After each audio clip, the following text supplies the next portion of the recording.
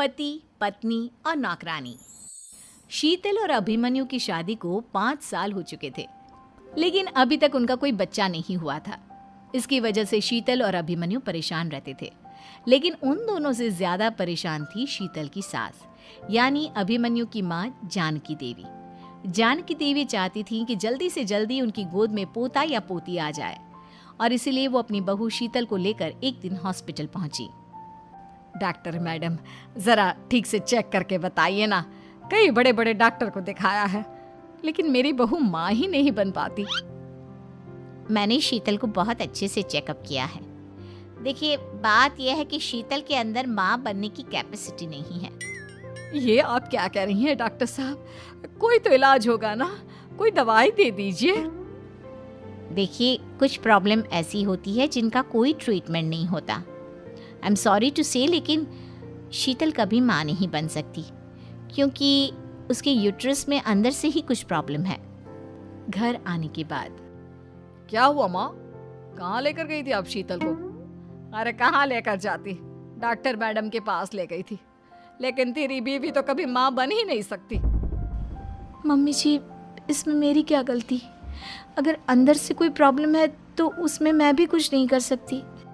जानती हूँ, ये बात डॉक्टर के मुंह से सुन चुकी हूँ। अब दोबारा मेरे सामने इस बात का गाना मत गा। अरे माँ, परेशान होने की जरूरत नहीं है, हम सोचते हैं ना कुछ। अरे क्या सोचेगा तू? जब डॉक्टर कह चुका है कि तेरी बीवी माँ नहीं बन सकती, तो बता क्या सोचेगा तू? कहाँ से लाएगा बच्चा? माँ, ये तो मैं भी नहीं जानता। अभिमन्यु, क्यों ना हम अनाथ आश्रम से एक बच्चा गोद ले आए? क्या फर्क पड़ता है बच्चा हमारा हो या गोद लिया हुआ? आई बड़ी बातें बनाने वाली। क्या फर्क पड़ता है? अरे क्यों फर्क नहीं पड़ता? मुझे इस वंश को आगे बढ़ाने के लिए मेरे बेटे का खून चाहिए, किसी दूसरे का नहीं। लेकिन माँ, आप जानती हैं कि ये अब पॉसिबल नहीं है। मैं कुछ नहीं जानती। मैं किसी पराये की औलाद को इस घर में अपना पोता या पोती बन के बढ़ता हुआ नहीं देख सकती। मेरा वंश मेरे बेटे के खून से ही आगे बढ़ेगा। लेकिन मम्मी जी, ऐसा कैसे हो पाएगा? आप अच्छी तरह जानती है ना, मेरा और अभिमन्यु का बच्चा नहीं हो सकता। तो मैं अपने बेटे की दूसरी शादी करवाऊंगी, और अपनी दूसरी बीवी से यह मुझे बच्चा पैदा करके देगा। ये आप क्या कह रही हैं माँ? मैं किसी और से शादी नहीं करने वाला। मेरे रहते हुए आप अभिमन्यु की शादी किसी और से करवाएंगी? मम्मी जी, आप ऐसा कैसे कर सकती हैं? तू बस देखती जा बहू, मैं ऐसा कैसे कर सकती हूँ। कुछ दिनों के बाद, अभिमन्यु, मैंने तेरे लिए लड़की ढूंढ ली है। माँ, मैं आपको कितनी बार समझाऊं, मुझे किसी से शादी नहीं करनी है। पहले मेरी बात सुन। ये जो चमेली है ना, हमारे घर में काम करने आती है, वो तुझसे शादी करने के लिए तैयार है। मम्मी जी, आप अभिमन्यु की शादी एक नौकरानी के साथ करवाएंगी? वो इसलिए क्योंकि चमेली दिखने में बहुत खूबसूरत है, बच्चा भी सुंदर ही होगा। मम्मी जी, लेकिन एक बच्चे के लिए अपने बेटे की शादी नौकरानी के साथ करवाना, क्या ये सही है? अगर अभिमन्यु ने शादी नहीं की ना, तो मैं अपनी जान दे दूंगी।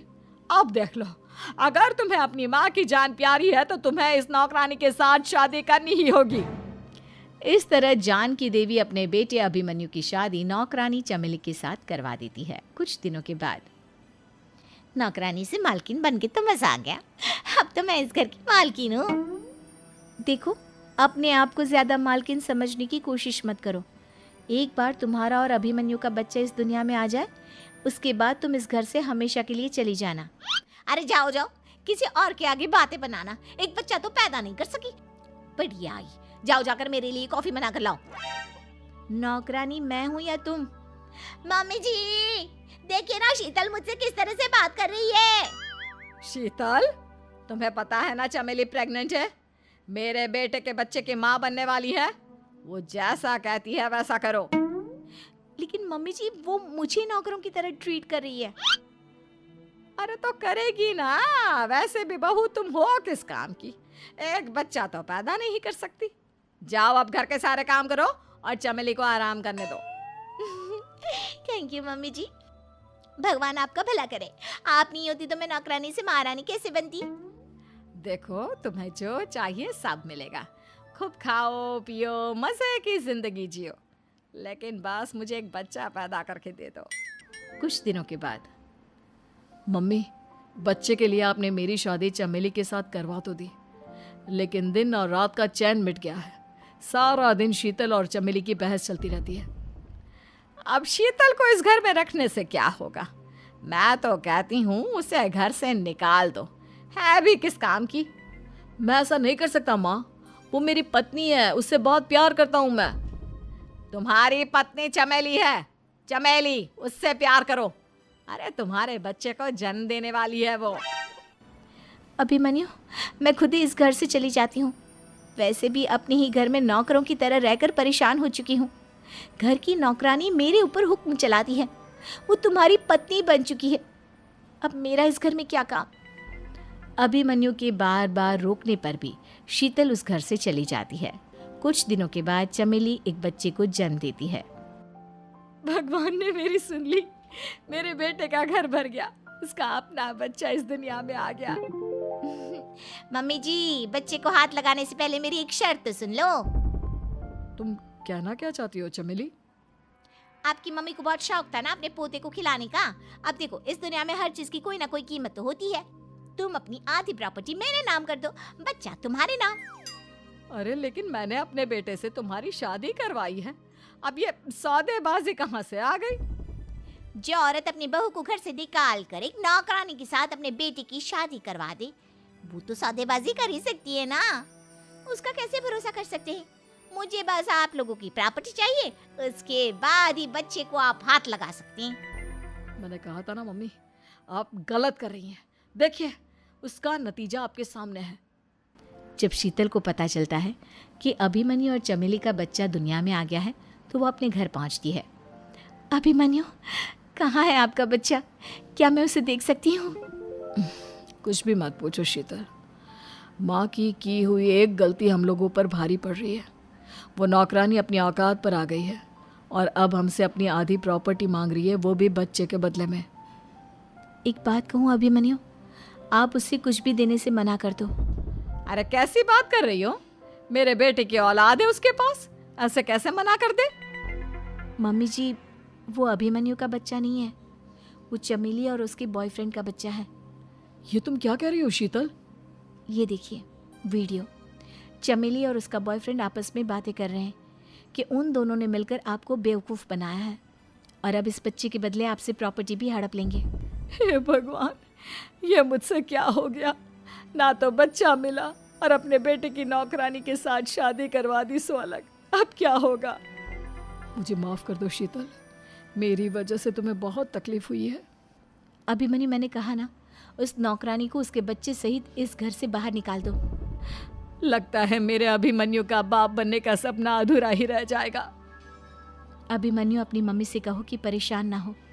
आपको याद है, एक बार हम एक IVF सेंटर गए थे, मैंने फिर से वहाँ जाकर बात की थी और आपको पता है, इस बार मैं प्रेग्नेंट हूँ, क्योंकि हमने वहाँ पर प्रोसीजर करवाया था जिसकी वजह से मैं प्रेग्नेंट हो गई थी और इस बात का पता मुझे बस कुछ महीने पहले ही लगा है। हमारा बच्चा इस दुनिया में आने वाला है अभिमन्यु। मुझे माफ कर दो शीतल बहू, मुझसे बहुत बड़ी गलती हो गई। कोई बात नहीं माँ, लेकिन अब हमें उस धोखेबाज नौकरानी को इस घर से बाहर निकालना है और इस घर की मालकिन को वापस घर लाना है, वो भी अपने बच्चे के साथ। रील्स वाली बहू। प्रज्ञा को रील्स बनाने का बड़ा ही क्रेज है और वो दिन भर रील्स बनाती रहती है, खाते पीते घूमते फिरते, घर में कॉलेज में। रील्स बनाने के कारण प्रज्ञा पूरे कॉलेज में हाईलाइटेड है।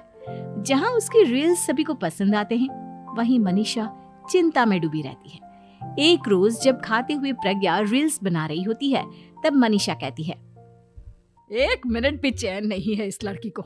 ये नहीं कि खाना तो आराम से खा ले, लेकिन नहीं, अरे थोड़ी देर रील्स नहीं बनाओगी तो आसमान नहीं टूट पड़ेगा। अरे मम्मी, इसी को तो कहते हैं डिटर्मिनेशन। तुम नहीं समझोगी ये सब। हे भगवान, इस लड़की को सद्बुद्धि दे। जब देखो तब टेढ़ा बाका मुंह बनाती रहती है। मनीषा की बात का प्रज्ञा पर जरा भी असर नहीं होता और वो खाते खाते रील्स बनाती रहती है। दिन बीतने लगते हैं और देखते देखते प्रज्ञा का कॉलेज भी खत्म हो जाता है। आए दिन कोई ना कोई मनीषा को प्रज्ञा की शादी करवाने का सुझाव दे जाता है। सब ठीक ही कहते हैं, प्रज्ञा की शादी कर देनी चाहिए। अपने घर के काम काज में व्यस्त हो जाएगी तो खुद ही ये रील्स और नाच गाना बंद हो जाएगा। मनीषा और प्रेम प्रज्ञा के लिए एक अच्छा लड़का ढूंढने लगते हैं और तभी विकी का रिश्ता प्रज्ञा के लिए आता है, जिसने प्रज्ञा को उसकी रील्स देखकर पसंद कर लिया था। अगले दिन विकी अपने माता पिता के साथ प्रज्ञा के घर पहुंच जाता है और प्रज्ञा साड़ी पहने हाथों में चाय की ट्रे लिए उनके सामने आती है। जब विकी को पसंद है तो हमें भी बहू पसंद है। बहन जी, आप बारात की तैयारी कीजिए। एक बार लड़का लड़की अकेले में बात कर ले तो अच्छा रहेगा। हाँ हाँ, क्यों नहीं। मनीषा विकी को प्रज्ञा के कमरे में भेजती है, जहां प्रज्ञा पहले से ही रील्स बना रही होती है। तभी विकी कहता है, आ गए आपके साजन जी, हमारे साथ ये रील्स कंप्लीट करती तो और भी अच्छा रहता। अच्छा जी, आप आ ही गए हैं तो बना ही लेती हूँ आपके साथ। दोनों मिलकर रील्स बनाते हैं।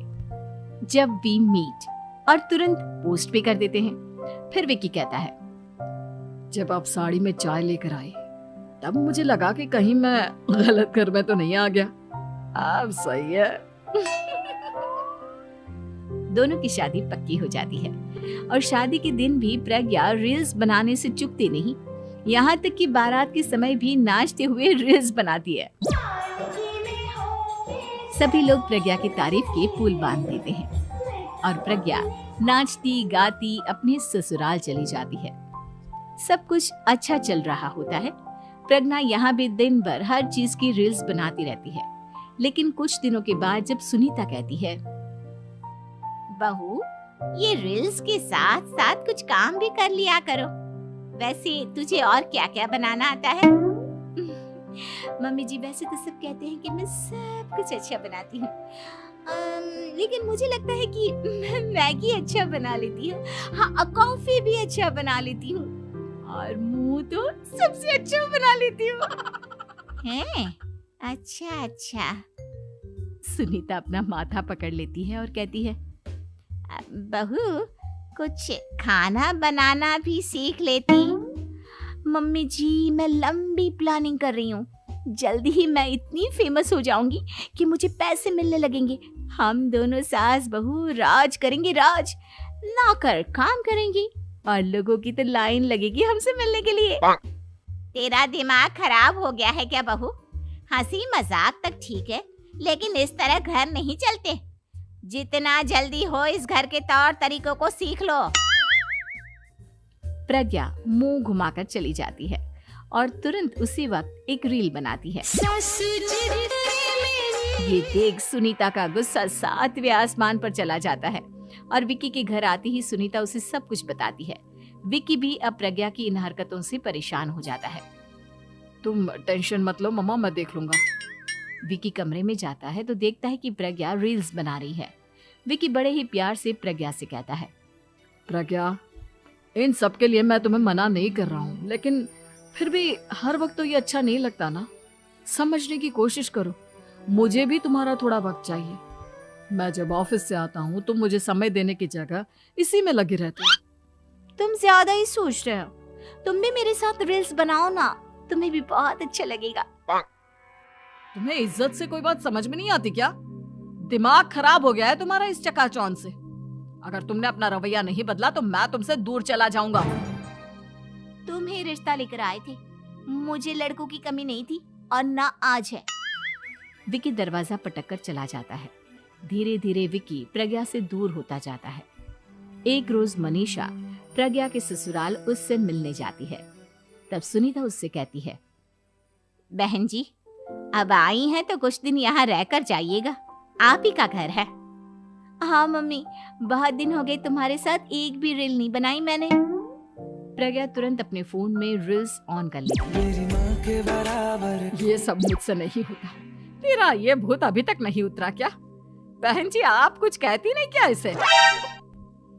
जब आप ही कुछ नहीं कर पाई तो मैं कर ही क्या सकती हूँ, सास तो वैसे ही बदनाम है। शाम को घर की लाइट चली जाती है और मनीषा प्रज्ञा से कहती है, मेरे घुटनों में बहुत दर्द हो रहा है, तू लाइट का कुछ इंतजाम करना बेटा। अच्छा कैंडल जला देती हूँ मम्मा। प्रज्ञा गाते हुए कैंडल जलाती है और खिड़की के पर्दे के पास रख देती है। मनीषा जिसे बहुत दर्द हो रहा है वो सो जाती है और प्रज्ञा हमेशा की तरह अपने रील्स में लग जाती है। उधर कैंडल की वजह से पर्दा आग पकड़ लेता है और मनीषा के कमरे में आग लग जाती है। बचाओ, कोई है, बचाओ। सभी भागते हैं और विकी कमरे की आग बुझाने में लग जाता है, लेकिन तब तक मनीषा आधी जल चुकी थी। मनीषा की हालत देख प्रज्ञा रोने लगती है। विकी मनीषा को तुरंत हॉस्पिटल ले जाता है और उसे एडमिट कराता है।